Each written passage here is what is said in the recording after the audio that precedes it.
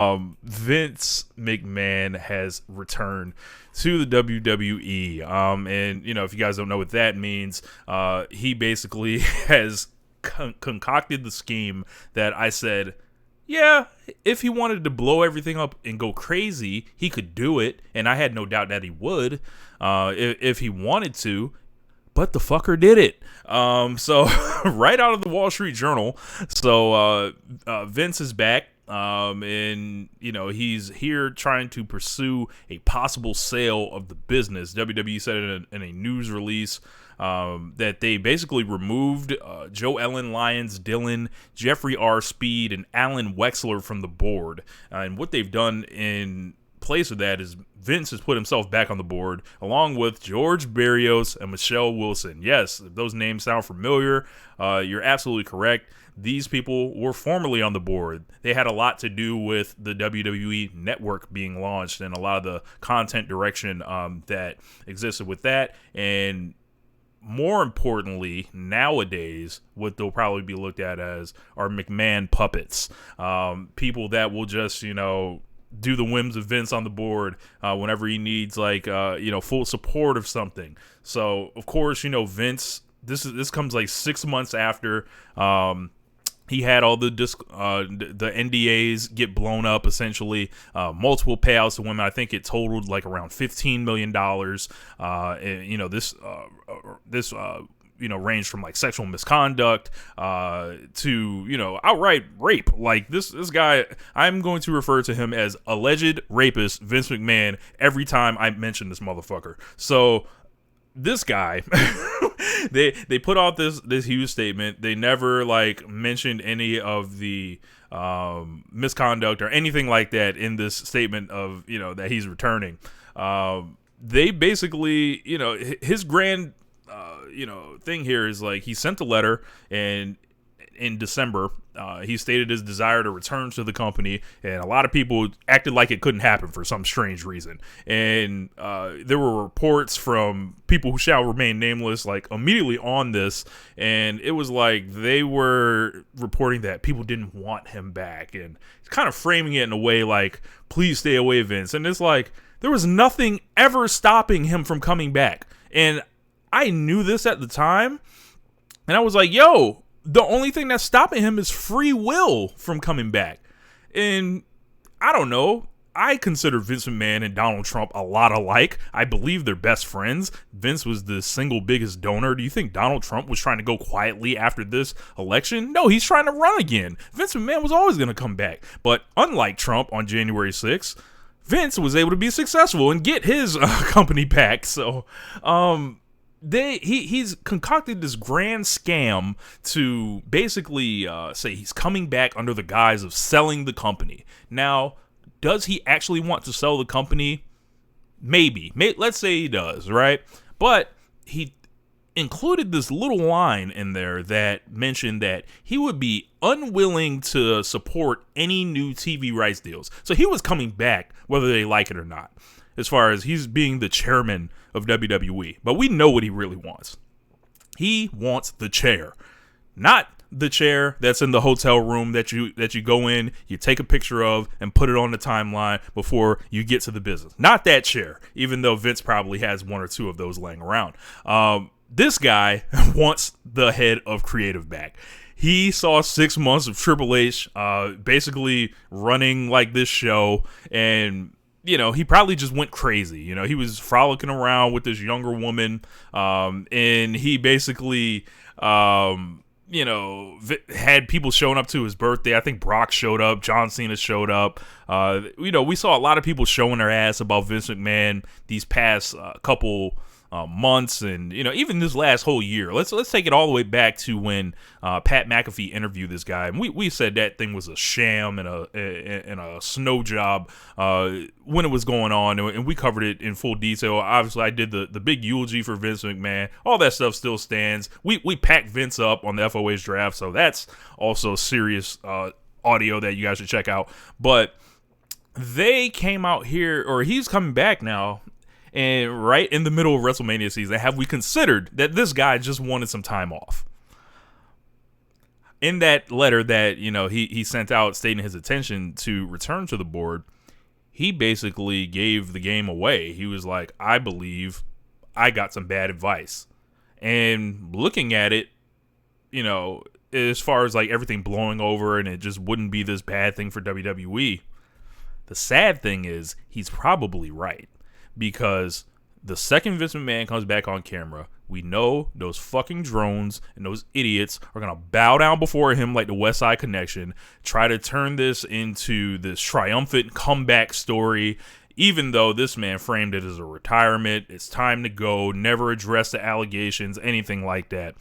When alleged rapist Vince McMahon comes on air, it is your job, or I won't say you have a job, right? But if you listen to this show, right, I would assume that you you either find our audio and our thoughts like engaging, you find them a way you may even be influenced by it, which is cool. You may be entertained, but dealing with alleged rapist Vince McMahon, I feel like we should be able to call him as such.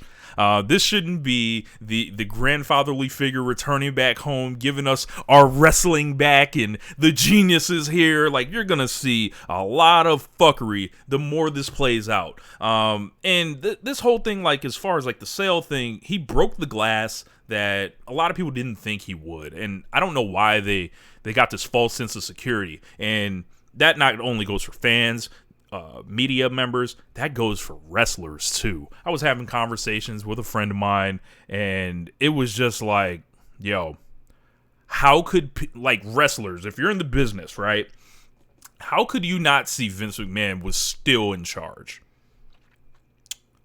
He didn't go anywhere. He's still signing your checks. He always owned the company. He always had the most shares. This was always on the table.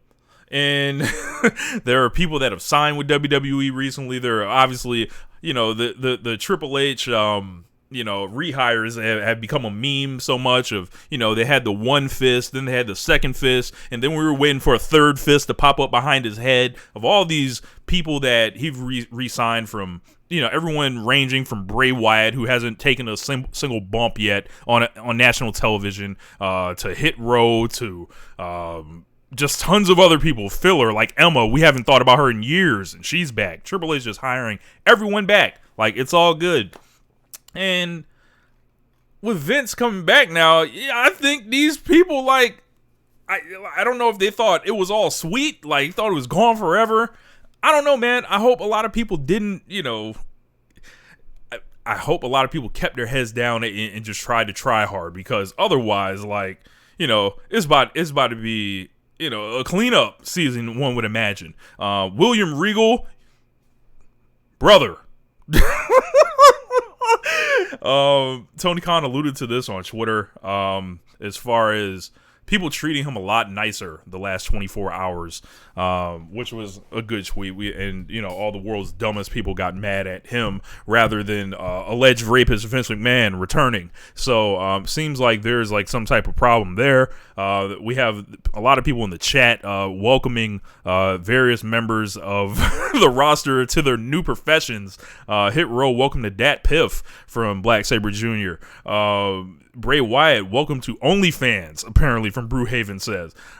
Dragon Lee, ooh, buddy, he just signed. Io Shirai, welcome back to Stardom. Man, there's a lot. Yeah, man, it's a lot of, it's going to be really bad, man, as far as, like, just how you guys know how this is going to play out. And, this guy has, they were alluded like he wanted to come back to creative as early as last week. So there were subtle hints going on of Vince like possibly already having his hands in the creative stuff. Usually on Mondays we'll see a lot of previews or different things going out. One thing that Triple H was good at, and I'll get to him in a minute, during his time is like letting you know what was coming. There was some stuff advertised and all that stuff. Monday, there were two things that were advertised. It was like Alexa Bliss will address her actions, and I believe Austin Theory will speak on Seth Rollins and this injury. Nothing else. To me, that is a sign of shows being rewritten. And who rewrites shows? alleged rapist Vincent Kennedy McMahon. Boy.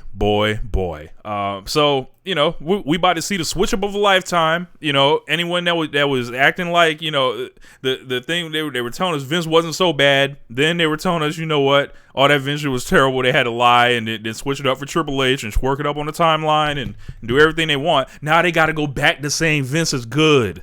So, like, this is the stuff that I live for when I use the app. I'll use the bookmark button sometimes, and I have this thing that you guys may have seen if you follow me on Twitter, where I'll say bring it back to the light, and boy, there's going to be a lot of bringing it back to the light going on. Alleged rapist Vince McMahon is absolutely disgusting. I feel like everyone should address him as such, and him coming back was not a real shock. You gotta wonder about Triple H. You gotta wonder about Stephanie. Not too long ago, Stephanie was thinking about hanging out with her family more, attending to her husband, and they were burying her in the media, and then she was Vince, and then she was also on the board. The Nick Khan thing, Triple H, there's a lot of moving parts here. This story is almost like the gift that keeps giving, especially going into the TV deal season.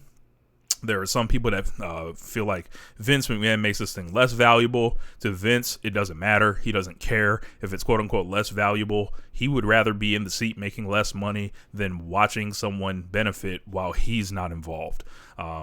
So this is an evolving story, but Triple H, man, if you're looking at this guy, you've been preparing for this job for probably like at least, let's see, when did NXT start? Let's call it 15 years. Let's do that. 2009, 2010, they were doing like the NXT stuff. Let's make it a nice round number, and maybe even longer than that, because he was sitting in on creative stuff as early as the 90s. Let's call it 20 years just to be safe. He got 6 months to run the WWE in his image, quote unquote. And what did we really get? We got some pay-per-view shows that were positively reviewed. We got like Clash at the Castle. I think your average WWE fan really liked Survivor Series. It wasn't so much, my cup of tea, but the pay-per-views have been more solid overall, I would say. You got some slightly longer matches. You got a lot of rehires. And you got like mystery angles, like people showing up wearing hoods on their face and getting carried off and doing stuff in the background while somebody is doing an action right in front of you. To my knowledge, as far as like what people are saying is hot about the WWE, right? They're saying it's the bloodline. What does Triple H have to do with the bloodline? That was going for him already. All he had to do was, that was already running. Just let, Reigns and Heyman and them do their thing. That was already in motion. After that, you got Damage Control. You're going to throw that at me as a success? No. You're going to throw, you brought Becky Lynch back? Cool. What's she doing now? You bring Charlotte back? That's the answer? I don't know, man. You got some slightly longer matches. You got really no visual changes with the show. You got Matt Riddle being booked as just an awful human being, which maybe is a reflection of reality. Sarah Logan, welcome to Fox News. That's great. Yeah, man. And you got some slightly longer matches. And if you're someone that was really hoping Triple H got his hands on this thing, I don't feel like you can be like excited or fulfilled or anything like that as far as like what you actually got. And I don't think he's out of creative yet, but it's a matter of time. Let's just say that. Like, can we at least like admit that? Like, you let Mercedes Moné walk out the door because you undervalued her, and you'd rather push Charlotte and bring her back and win the title, and you'd rather push Ronda Rousey?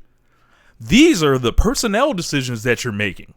You set off all this chaos with the tampering stuff and everything like that, and you look at Triple H, and then it was like, man, this is all he managed to do.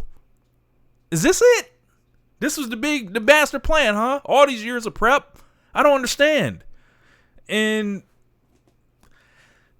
I feel like you got to be let down, by Triple H. If you were looking for a sweeping change, you did not get that. And I think wrestling fans deserve a lot more. Triple H purported himself as much more than that, the way he would run NXT. He was booking Gargano versus Omos at times. That's what Vince would have booked. And I think this is something that, I warned of, where I would talk about, hey, man, Triple H, who did he learn under for years and years? Yes, he's opened his eyes as far as, what he may look for in a talent, who he may allow in the door, who he may even push, in the developmental system. But at the end of the day, this man was trained by Vince McMahon since 1999. I think that really says it all. WWE didn't change all that much over the past 6 months. This roster's working really hard. That's one thing, on this show, we always give credit to the wrestlers. A lot of the WWE wrestlers, when they show up on game day, they're ready. They're ready, and if you take the chains off them, they're ready. Becky's coming. Bianca's coming. Walter's for sure coming. Sheamus, when he's showing up ready to do his thing. The Brawling Brutes, that whole thing. These guys in the ring, Kevin Owens has been better. McIntyre, Reigns for what he's, trying to pull off. People are loving this thing. In the ring, I'm not giving Triple H the credit for their effort when they step to the ring, because these people will try hard, whether Vince McMahon's in the chair, whether Triple H is in the chair, or whether Rich Latta's in the chair. These people will go out there and bust their ass. So when I'm looking for Triple H, it's I don't know, man. I gotta see more, and it's unfair that to really judge him because he didn't get to see through. He may not get to see WrestleMania season all the way through under his vision. Maybe he had some stuff set up that was all due to come together. But what we got, I feel like his bright idea was to pull out War Games, and it was that's not WWE's match. War Games doesn't belong to you, no matter how many NXT ones you've done. It's the fans don't quite it doesn't quite. It's a hard match to have. We talked about Blood and Guts on this show. We talked about this one. I don't know, man. With Triple H, people thought he was the second coming to Savior, and I can't kill him because I think he had a lot of stuff. He couldn't just take the belt off of Roman Reigns and decide to scrap everything, but he could have not started pushing Cross. He could have not brought back Strowman, Wyatt, all these bums essentially that he's just brought in, and it was just what are you doing? And I know he wasn't really left with much because a lot of his guys and a lot of the best people that were in NXT, they're finding success elsewhere, like Swerve Strickland, like Kyle O'Reilly, even though he's injured, Adam Cole, who's main event pay-per-views. I don't know, man. Keith Lee. These are the people that he wanted to come back. So what he was left with were the bums, the suckers, the people no one wanted, like Sarah Logan, trying to tell me this is a game changer. Tegan Knox coming out here looking like 6'9", showing up. What? They ran out of pops. Ironically. Unbelievable. But yeah, man, this was, this news, and I imagine people are asking, they're like, Rich, so are you happy or are you sad that Vince McMahon is coming back? I'm indifferent at this point because yes, it sucks that alleged rapist Vince McMahon can just use his power the way America is set up for him to own this thing, and he gets to do that, right? But it's well, what did y'all dummies think would happen if he had the opportunity to do this? So it's mixed emotions on that front. One can only hope for the safety of a lot of the the women that are in that company working, and there's a lot of people hoping that Vince doesn't go to the creative. This is the one thing they're holding on to, right? I'm here to let you know, Vince McMahon did not upend his entire executive board just to be on the board. Vince McMahon did this to come back to the place where Vince McMahon thinks he belongs, on top, number one, as the man. That's all this breaks down to.